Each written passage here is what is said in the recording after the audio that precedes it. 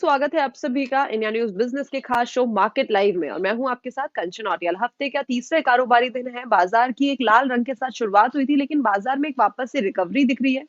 ये रिकवरी कब तक सस्टेन करेगी? क्या बाजार के हमें लेवल्स देखने को मिल सकते हैं? आगे के लिए हमें क्या स्ट्रैटेजी बना के चलनी चाहिए और आगे आने वाले टाइम पे मार्केट का किस तरीके का हमें फेस दिख रहा है कि कैसा हमें नजारा देखने को मिल सकता है? ये सारी की सारी जानकारी लेंगे हमारे खास पैनलिस्ट से। मिलवाते हैं आज के खास पैनल से, उसके बाद शुरुआत करेंगे मार्केट लाइव की। हमारे साथ जुड़ चुके हैं आर्य आलोक दहिया जी। नमस्कार सर, स्वागत है आपका शो में। नमस्कार कंचन जी और नमस्कार सारे दर्शकों को भी। नमस्कार सर। और हमारे साथ जुड़ चुके हैं अविनाश गोकलानी जी। नमस्कार सर, स्वागत है आपका शो में। नमस्कार ma'am, thank you for inviting. Thank you for joining us sir. Alok sir, सबसे पहले आपके पास आना चाहूंगी। सर, जिस तरीके की हमें बाजार की चार्ट दिख रही है, जैसे कि हम स्क्रीन पे चार्ट्स पे भी देख सकते हैं, एक गिरावट के साथ बाजार शुरू हुआ था, लेकिन वापस से बाजार में एक रिकवरी देखने को मिल रही है। कंसोलिडेशन का जो फेज है वो खत्म होने का नाम नहीं ले रहा। अगर हम पिछले एक महीने की बात करें तो पिछले एक महीने में भी हमें कंसोलिडेशन रेंज में ही बाजार घूमे जा रहा है। कब ये रेंज अपर साइड ब्रेक करेगा या लोअर साइड ब्रेक करेगा, इसका आप हमें एक थोड़ा सा ओवरव्यू दे दीजिए। कंचन जी, निफ्टी फिलहाल एक फिगर के साथ बड़ी जोर लड़ाई कर रहा है, वो है 21,800 21800 का। फॉर्चुनेटली या अनफॉर्चुनेटली बात दोनों तरफ से अगर करूं तो कम से कम 21 कैंडल्स हमने देख लिए हैं। यानी कि 21 कैंडल मतलब 21 दिन की बात कर रहा हूं। 21 दिन हो गए लगभग जब ये निफ्टी अटेम्प्ट ले रहे हैं 21,800 का और उसको क्रॉस करके क्लोजिंग दे दे। और सिर्फ 2 दिन ऐसे गए हैं जब निफ्टी ने कहीं ना कहीं 22,100 वाला लेवल छुआ और उसके बाद जो हुआ वो ऐसा था जैसा कि हम कह सकते हैं लौट के बुद्धू घर को आए। निफ्टी वापस से उसी 21,800 से 21,100 के लेवल पे घूम रहे हैं। ओवरऑल जो रेंज बन के आ रही है निफ्टी के लिए, जो कंसोलिडेशन चल रहा है, 800 पॉइंट में निफ्टी घूम रहे हैं, वो है 21,800 का लेवल ऊपर में और नीचे में 21,000 का लेवल। अब यहाँ ट्रिगर क्या हो सकता है? यहाँ ट्रिगर बजट हो सकता है, यहाँ ट्रिगर इलेक्शन से आने वाले कई और आउटकम्स हो सकते हैं। जैसे अभी हमने बिहार में एक उलटफेर देखा, बड़ा उलटफेर देखा। तो ऐसे कई और उलटफेर के कारण से बाजार पर टाइम टू टाइम कुछ ट्रिगर मिल जाए तो अलग बात है।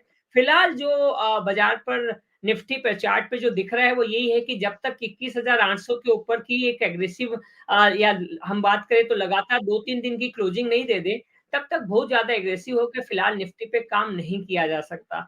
और दूसरे साइड में अगर हम बात करें तो 21,000 का लेवल है, तो यहाँ पर एक स्टॉक स्पेसिफिक नजरिया इंपॉर्टेंट हो जाता है। और देखिए ये नजरिया किस लिए इंपॉर्टेंट है ये भी बताता हूँ। हमारे जो आम निवेशक भी है, आप मान के चलिए अगले 3 से 4 महीने शायद और कंसोलिडेशन में निकल जाए तो कोई बड़ी बात नहीं होगी। क्यों?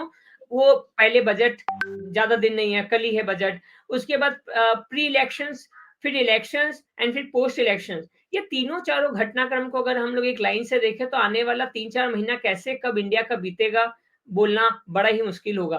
तो ऐसे कंडीशन में हमारे पास एक ही ऑप्शन बचता है, वो है स्टॉक स्पेसिफिक होके चलते रहना, और उसी में शायद ज्यादा भलाई फिलहाल में नजर आ रही है। जी, ठीक है।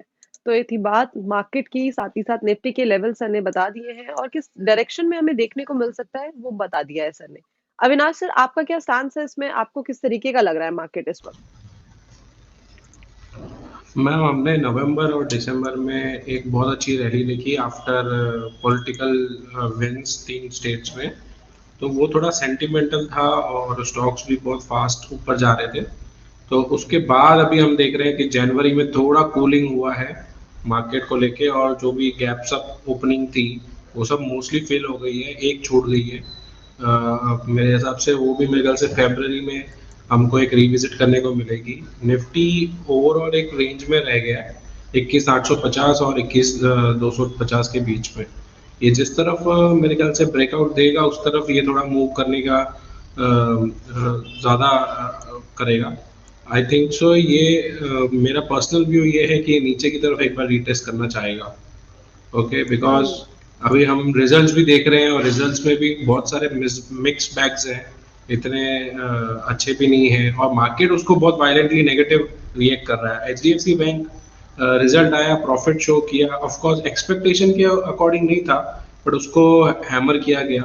बजाज फाइनेंस का भी रिजल्ट ओवरऑल अच्छा ही था, प्रॉफिटेबिलिटी मेंटेन करी है, उसके बावजूद कल बजाज फाइनेंस को भी नीचे ले गए। और फाइनेंशियल सेक्टर ओवरऑल मार्केट का बहुत बड़ा वेटेज होल्ड करता है, और प्राइवेट बैंक्स जो एनपीए को कंट्रोल करती है, प्रॉफिटेबिलिटी उनकी अच्छी है, उनके स्टॉक्स को इतना हैमर किया जा रहा है।